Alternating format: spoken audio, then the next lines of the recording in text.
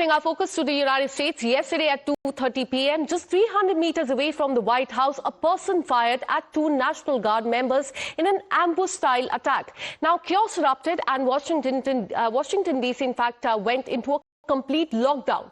Guardmen were quickly rushed to the hospital. The suspect, an Afghan national, was overpowered and taken into custody.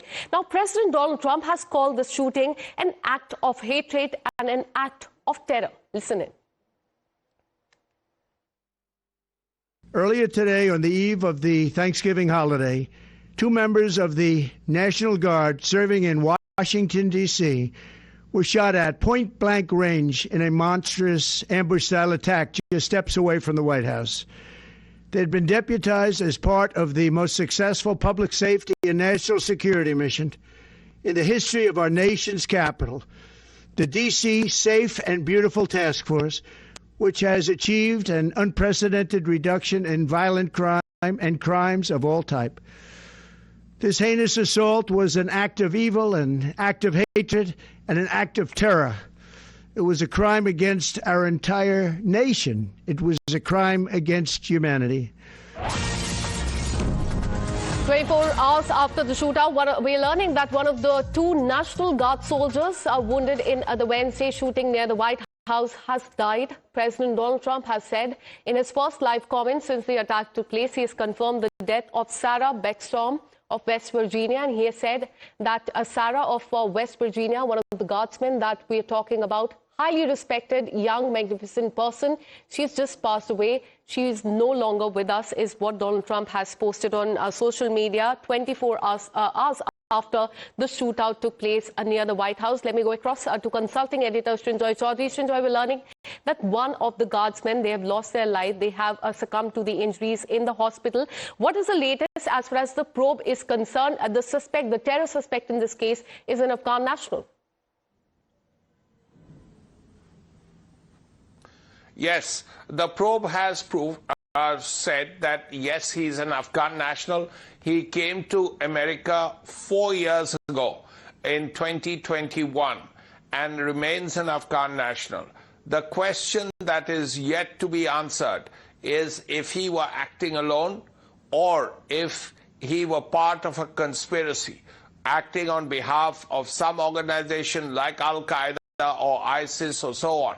Of course, it's very, very unfortunate that one of the National Guard officers has died after fighting for life for 24 hours. But we have to see what happens with the other one, who was also very seriously injured. But the important question that is yet to be answered is this 29-year-old Afghan who came to America in 2021, is he acting alone? And if he is, why did he do what he did? And secondly, if he's not acting alone, and if he's part of a wider conspiracy, part of a group like Al-Qaeda or ISIS, then what is the future? What else could be happening is something that the authorities would want to know. He too was injured, he was shot, and he is in hospital but out of danger. Quite naturally, you would expect the security forces in America to question him, to find out much more about who he is and why he did what he did. And does he have any relation with any terrorist organization? What was the motive will only come forth during the investigation. Thanks so much, Srinjoy, for all the details. Meanwhile, a press statement has come in from Donald Trump. He has launched a blistering attack on the Biden administration, the former Biden administration, after the shooting on the National Guard members in Washington, D.C. Trump has claimed that suspect should never have been allowed into the country, calling the border policy stupid and dangerous. Have a look at what he said. Because they let him in. Are you stupid? Are you a stupid person? Because they came on a plane along with thousands of other people that shouldn't be here, and you're just asking questions because you're a stupid person. And there's a law passed that it's almost impossible not to get them out. You can't get them out once they come in. and they came in, and they were unvetted, they were unchecked, there were many of them, and they came in on big planes, and it was disgraceful. And if you look, you'll see there was a law passed. It makes it almost impossible not to let them in, not to certify them, so to speak, once they come in. And they came in, and they shouldn't have come in. And frankly, the whole thing was a mess. The whole Afghanistan situation was a mess. It should have never taken place. If we're going to go out, and we would have gone out because I had everybody ready to go, we were going to go out with strength and dignity and precision, and we would have left from Bagram, and we would have kept Bagram, by the way, because of its very close relationship to China and where they make their missiles.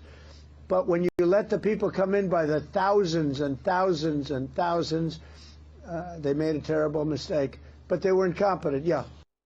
But unfortunately, we're learning that one of the two National Guard members have lost their life. They have succumbed to their injuries. We'll continue to get you more details as far as the shootout in the United States is concerned. We'll be back after a very short break.